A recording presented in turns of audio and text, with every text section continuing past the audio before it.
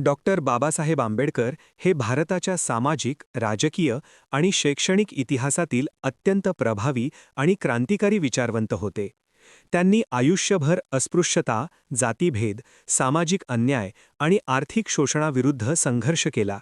त्यांच्या भाषणांमधून त्यांनी समाजाला जागृत केले, दलित आणि वंचित समाजाला आत्मसन्मानाची जाणीव करून दिली आणि लोकशाही, समता व न्याय यांचा संदेश दिला.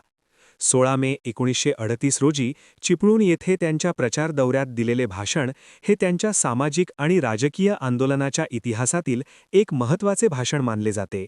हे भाषण त्या काळातील सामाजिक परिस्थिती, दलित समाजाच्या समस्या आणि बाबासाहेबांच्या राजकीय दृष्टिकोनाचे प्रतिबिंब होते. 1930च्या दशकात भारतातील सामाजिक आणि राजकीय परिस्थिती अत्यंत अस्थिर होती. ब्रिटिश राजवटीविरुद्ध स्वातंत्र्यलढा तीव्र होत होता, तर दुसरीकडे भारतीय समाजातील जातीभेद आणि अस्पृश्यतेची समस्या तितकीच गंभीर होती. बाबासाहेब आंबेडकर यांनी दलित समाजाच्या हक्कांसाठी स्वतंत्र राजकीय मंच उभारण्याचा निर्णय घेतला आणि बहिष्कृत हितकारिणी सभा, इंडिपेंडेंट लेबर पार्टी यांसारख्या संघटनांच्या माध्यमातून दलित आणि कामगार वर्गाला संघटित करण्याचे कार्य सुरू केले. 1937 मध्ये मुंबई प्रांतात निवडणुका झाल्या आणि इंडिपेंडेंट लेबर पार्टीने काही जागा जिंकून विधानसभेत प्रवेश केला.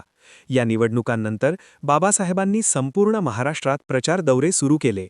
या प्रचार दौऱ्यांचा उद्देश दलित समाजाला राजकीय शिक्षण देणे, त्यांना त्यांच्या हक्कांची जाणीव करून देणे आणि सामाजिक परिवर्तनासाठी प्रेरित करणे हा होता. 16 मे 1938 रोजी चिपळूण येथे झालेल्या त्यांच्या भाषणाचा संदर्भ याच प्रचार दौऱ्याशी संबंधित होता. चिपळूण हे कोकणातील एक महत्त्वाचे शहर असून त्या काळातही सामाजिक आणि शैक्षणिकदृष्ट्या जागरूक शहर म्हणून ओळखले जात होते. येथे बाबासाहेबांच्या भाषणासाठी मोठ्या संख्येने दलित, शोषित, कामगार आणि सामान्य जनता उपस्थित होती. बाबासाहेबांनी आपल्या भाषणाची सुरुवात समाजातील जातीभेद आणि अस्पृश्यतेच्या समस्येवर प्रकाश टाकून केली.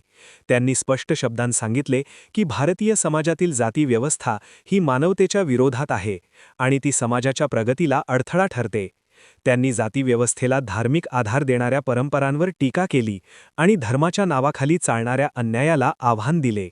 या भाषणात बाबासाहेबांनी दलित समाजाच्या दयनीय परिस्थितीचे वर्णन केले.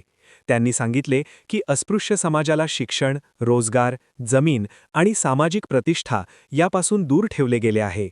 अस्पृश्यता ही केवळ सामाजिक समस्या नसून ती आर्थिक आणि राजकीय शोषणाचे साधन आहे, असे त्यांनी ठामपणे सांगितले. त्यांनी लोकांना जागृत केले की सामाजिक समानता मिळवायची असेल तर दलित समाजाने स्वतःच्या हक्कांसाठी संघटित होऊन संघर्ष करणे आवश्यक आहे. बाबासाहेबांनी या भाषणात राजकीय जागृतीवरही भर दिला. त्यांनी सांगितले की राजकीय सत्ता ही सामाजिक परिवर्तनाचे सर्वात प्रभावी साधन आहे. दलित समाजाने राजकारणात सक्रिय सहभाग घेतल्याशिवाय त्यांचे प्रश्न सुटणार नाहीत. त्यांनी इंडिपेंडेंट लेबर पार्टीच्या कार्यक्रमाची माहिती देत सांगितले की ही पार्टी केवळ दलितांसाठीच नाही तर सर्व कामगार, शेतकरी आणि शोषित वर्गासाठी आहे. त्यांनी जमीन सुधारणा, कामगार हक्क, शिक्षणाचा विस्तार आणि सामाजिक न्याय या विषयांवर पार्टीच्या धोरणांची माहिती दिली. या भाषणात बाबासाहेबांनी काँग्रेस पक्षावरही टीका केली. त्यांनी सांगितले की काँग्रेस पक्षाने स्वातंत्र्य लढ्याला प्राधान्य दिले असले तरी दलित समाजाच्या सामाजिक समस्यांकडे पुरेसे लक्ष दिले नाही. त्यांनी असा आरोप केला की उच्चवर्णीय नेतृत्वाने दलितांच्या प्रश्नांना दुय्यम स्थान दिले आणि त्यामुळे दलित समाजाला स्वतंत्र राजकीय मंचाची गरज निर्माण झाली. बाबासाहेबांनी शिक्षणाच्या महत्त्वावरही विशेष भर दिला. त्यांनी उपस्थितांना सांगितले की शिक्षण हे गुलामगिरीतून मुक्त होण्याचे सर्वात प्रभावी साधन आहे. त्यांनी दलित समाजातील तरुणांना शिक्षण घेण्याचे, विज्ञान आणि आधुनिक विचार आत्मसात करण्याचे आवाहन केले. त्यांनी सांगितले की शिक्षणामुळेच माणूस अंधश्रद्धा, परंपरा आणि अन्यायाच्या बंधनातून मुक्त होऊ शकतो. या भाषणात बाबासाहेबांनी सामाजिक सुधारणा आणि आत्मसन्मान यावरही विचार मांडले. त्यांनी दलित समाजाला आत्मसन्मानाने जगण्याचे आवाहन केले आणि भीक मागण्याची किंवा दया मागण्याची वृत्ती सोडून देण्यास सांगितले. त्यांनी सांगितले की मानव जन्म ही सर्वोच्च गोष्ट आहे आणि कोणालाही जात, धर्म किंवा जन्मामुळे कमी लेखण्याचा अधिकार नाही. चिपळूणच्या भाषणात बाबासाहेबांनी महिलांच्या स्थितीवरही भाष्य केले. त्यांनी सांगितले की समाजाची प्रगती महिलांच्या शिक्षणावर आणि स्वातंत्र्यावर अवलंबून आहे.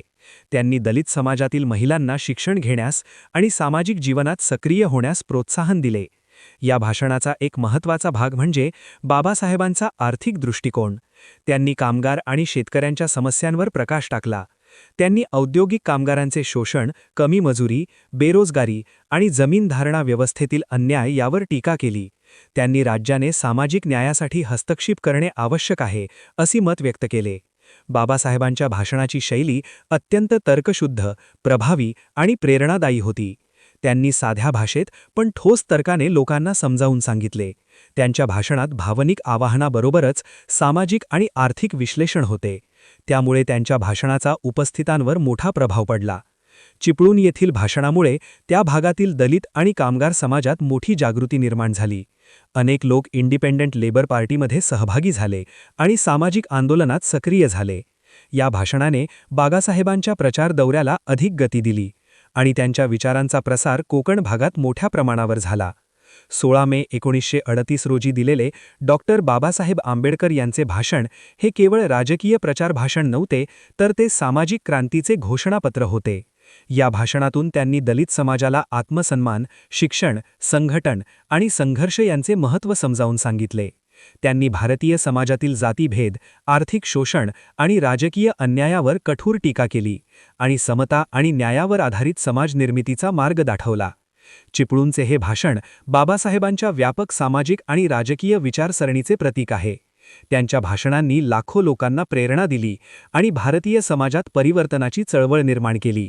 आजही बाबासाहेबांचे विचार आणि भाषणे समाजातील असमानता आणि अन्यायाविरुद्ध संघर्ष करणाऱ्यांसाठी प्रेरणास्थान आहेत. 16 मे 1938चे चिपळूण भाषण हे बाबासाहेबांच्या संघर्षमय जीवनातील एक महत्त्वाचा अध्याय निर्माण केला आणि भारतीय सामाजिक क्रांतीच्या इतिहासात अमूल्य योगदान दिले.